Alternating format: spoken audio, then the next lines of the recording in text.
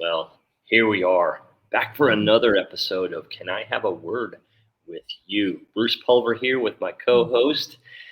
Back with me. I can't tell you how excited I am to get into the next episode of our podcast, Heather. And you know something that I was going to do this even if you had to be away for a while. So welcome back and Happy New Year.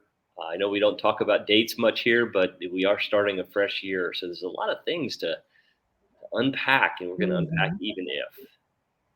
Yeah, and it's nice that this is our first New Year's podcast. So this is probably about when we started a year ago, I would say, don't you? Yeah, pretty close. I know that we were kicking around the idea. I know we started it early in 2022, so we were committed to it. Yep. The feedback that we've got has been positive and some great suggestions. We decided we'd have a couple of guests while you took some time away, and then you came back and did one on your own, and I did one on my own. So this is fun. I hope that everybody's enjoying it. I know that I am. I'm learning a lot, and just enjoy the opportunity to take a word or a phrase and break it down. Yep. Well, tell us about what we're doing today. Or tell everyone else, I guess. I kind of know. I kind of teased it up. We're going to unpack the word even if. And so that could mean a lot of things, right? I mean, that could be no matter what you do, I'm going to do what I'm going to do, right? Or, in our faith-based walk, it's almost like even if things don't go as we have planned, or if things are a struggle, or if it doesn't work out doesn't look like it's going to work out that way. God has never turned his back on us. So even if things aren't rosy and all positive and all with the momentum that we want, I think that's the challenge for us. Even if that's the case, how can that make sure that it makes our faith stronger? How can we grow from that? And how can we lean into being even stronger and diving more into what it makes to have a closer relationship with Jesus? Yeah, I've definitely been learning that a lot lately. But I remember hearing a sermon about this. I think that my husband preached actually years and years ago. And I've just always had that phrase in my head. And what he was using to kind of make the point in that was, a lot of people are familiar with the story of Daniel in the lion's den, and then kind of a similar story from the Bible where Shadrach, Meshach, and Abednego were thrown into the fiery furnace by a king who was mad because they wouldn't bow down to him. And they said, you can go ahead and throw us in there because we believe our God is able to rescue us from the furnace. But even if he does not, we will continue to worship him and we will not bow down to you. And, the idea that we want our lives to look a certain way. We all do. We make plans. We're at New Year's. We make goals. I want this for my job. I had to set all my goals for my work last week, and I have dreams and goals for our podcast and our book and speaking and all that. And I hope and ask God for those things to look a certain way. But at the end of the day, I try anyway to hold those results loosely, because even if he does not answer those the way I think they should be answered, I'm going to trust that his plan is better than mine. I don't know what's best for me most of the time. I certainly don't know what's best for other people. So everything I ask of God, I have to remind myself that these are like suggestions for based on what I want, but I don't know the big picture. Only he does. And I have to be willing to relinquish my will in those areas, and surrender to his will. Yeah. That doesn't mean, I don't think that means we shouldn't ask. I think we do need to ask, and we're told to ask. And then comes the trust and the faith that we might be asking for the wrong things. We might be asking them the wrong way, or we might be asking them for the wrong timing. But we still have a will, and we still have things that he reveals to us. An author, a speaker, trying to continue to walk the path that he's intended me to be. I don't always have all the talk about this sometimes. I don't always have the picture to the puzzle box top, but faith is a good way for me. I love this, even if, or regardless if, or no matter what, is another way to do that. Even if, because that to me says I'm on the path, I'm seeking that, no matter what. It's hard though, because we get, especially as ambitious and motivated and driven people, we have big ideas and great ideas for ourselves and the people around us and expectations of God. I know one of the a blog I wrote in my first book, I was looking up when we were getting ready to talk about this, and I did pull in that even if he does not, and because part of me at the time was going through that, if I do this, then somehow that means God should do that, and we all do that in some ways. Like, well, if I go to church every week, then he should make the rest of my week easier, right? Or if I raise my kids in the way that I think he wants me to, then he should make them behave and believe and do all the things that I've been raising them to do. So I have these I don't know, these expectations that God's gonna, like, it's some equation, some magic equation. If I obey in this area, then he should reward me with this result. And that is not really biblical at all. It's No. just So, me wanting what I want when I want it and the way I want it. so we can't okay, God, I'll trade you 2 Sunday services for a deal to close. That just Yes, doesn't exactly. Like, doesn't make deals like that, right? yeah. No. And the you know, more we get what we want, the more we're apt to take back what we've promised anyway. I don't know if you've ever seen, it's a really old movie called The End, and it has Dom DeLuise and Burt Reynolds in it. And at the end of the movie, Dom DeLuise he is in the ocean and he's swimming and trying to get back to shore, and he's super far away, and he just keeps promising God all these things. If you just get me back to shore, I'll give my entire income over to you next year. And then, but as he gets closer, then he just keeps kind of changing the scenario, and by the end he's like, going to church one Sunday, and then that's it. Because he sees the shore and he sees that there's hope. Sometimes we do that. We make big promises to God, and then when we get what we want, we kind of forget that we've promised him that we do these things anyway.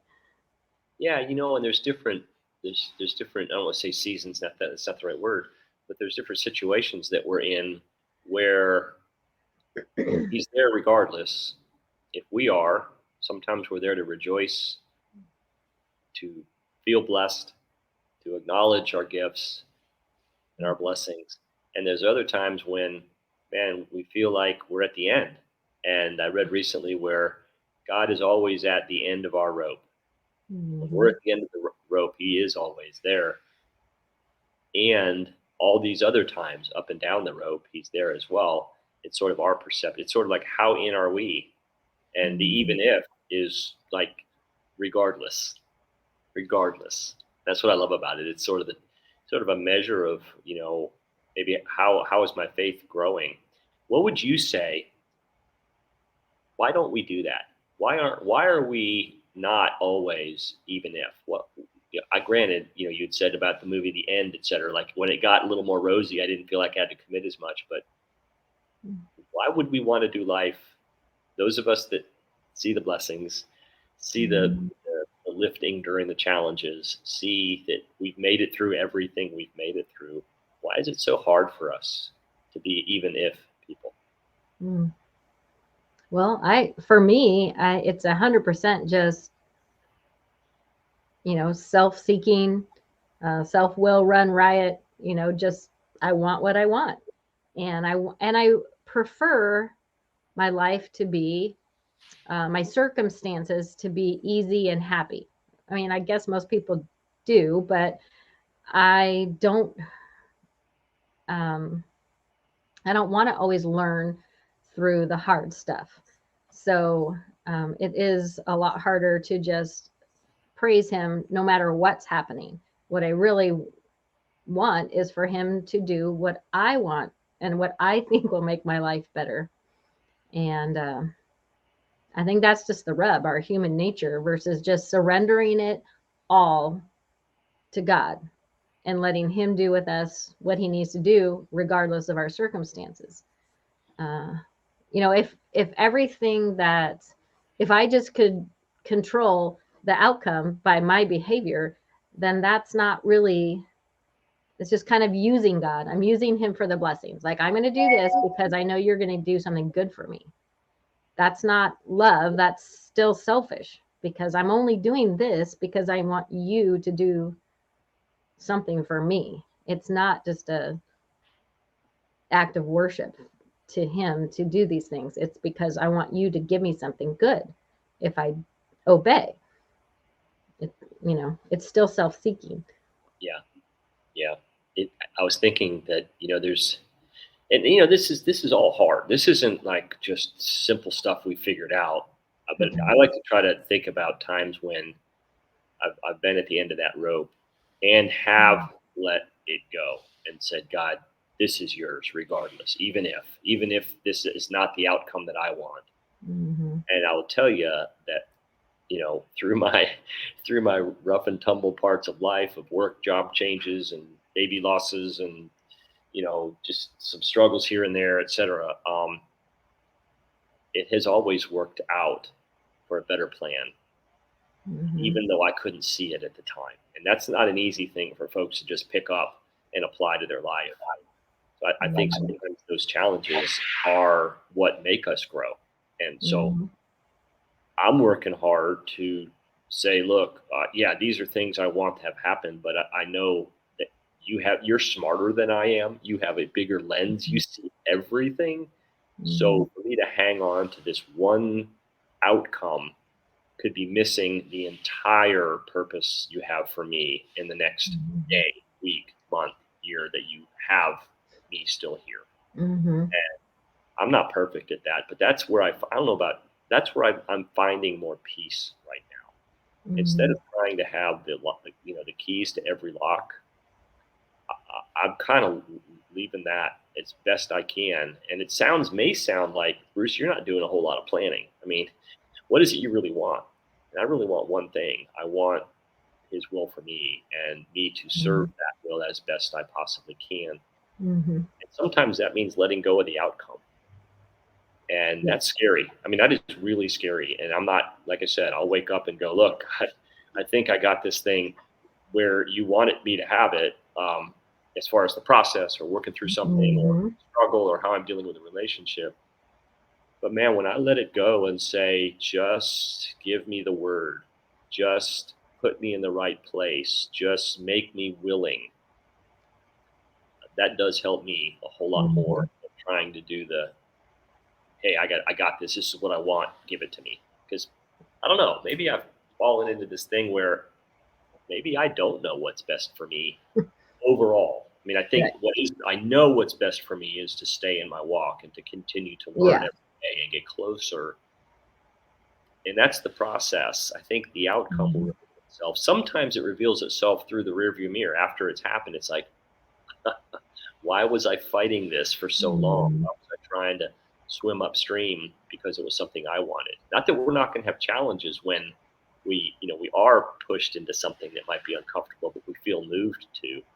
Yeah. It's the part. So yeah, there's a lot here. And it's two Yeah. little words, even if. Well, you were saying, I was thinking about, we don't, a lot of it is also about control. We think we have more control, or we pretend we have more control over our lives than we actually do. The only thing we really have control over is the next right thing we need to do.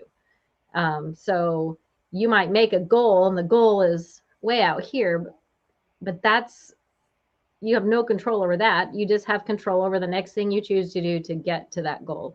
Kind of like, I was thinking about, remember those choose your own ending books where, they kind of, you get here, okay, now you can either, go down to the jungle and fight the uh, tigers, or you can jump in the river and see where it takes you. But you're never really choosing your own ending. You're just choosing the next thing you're choosing to do. And you Right. don't know what the ending, and then of course you choose the one, and next thing you know, you're like drowned in the river or something. So you have to be wise about the next thing you choose to do, but it's really all you have a choice about. And when you were talking about, I think as you get older, you learn these things. When you're younger, you're just think you know everything. But it was reminding me of, in the recovery program, there's step 11 says this, and it sounds to me like what you were saying. You sought through prayer and meditation to improve your conscious contact with God as we understood Him, praying only for the knowledge of His will for us and the power to carry that out. Mhm.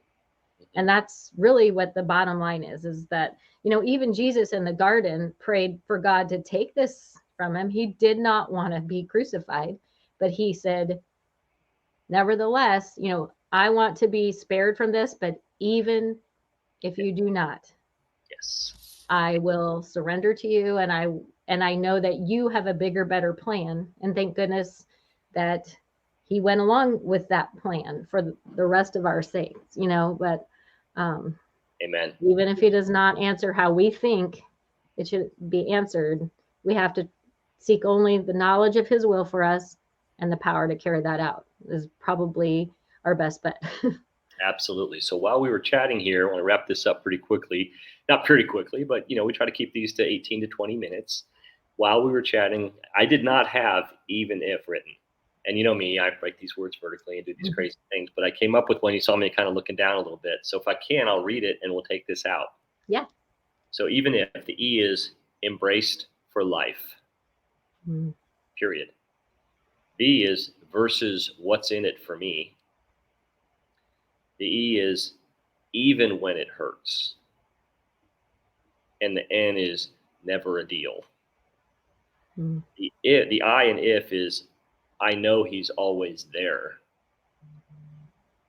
And the F is following faith no matter what. Mm. A stiff challenge, a steep challenge, Mm-hmm. a journey for all of us. Or for me, I'm so grateful that this came to me as we were just going through the podcast today. Sometimes Yeah. we write them. This one was like I didn't have anything for even if, but as we unpacked it, which we do here, and can I have a word with you, Heather? Mm. That's what came to me. So we'll post that in the show notes um, as this comes up in live. And Mm. I'm so grateful that you're back for. And can I have a word with you? Our next step in that last episode, and beginning the new year. It's such a joy to be part of these with you. And if you like these, share them out. Spotify, podcast, Apple. We're going to be spreading out some new things, new distribution this year, and so forth. So you can reach Heather at heathercarterwrites.com and Bruce at abovethechatterourwordsmatter.com. Any closing words, Heather? No, I am so grateful to be back, and am looking forward to what God has for us this next year. And like I said, we're just going to take it a day at a time, a week at a time, a podcast at a time, and see where, he does so many better things than we could, than we can ask or even imagine, as the scriptures talk about, so I'm not worried about it at all. Either. Heather, it's great to be with you today. All right. Take care. Bye, We'll talk. everyone. Bye, everyone.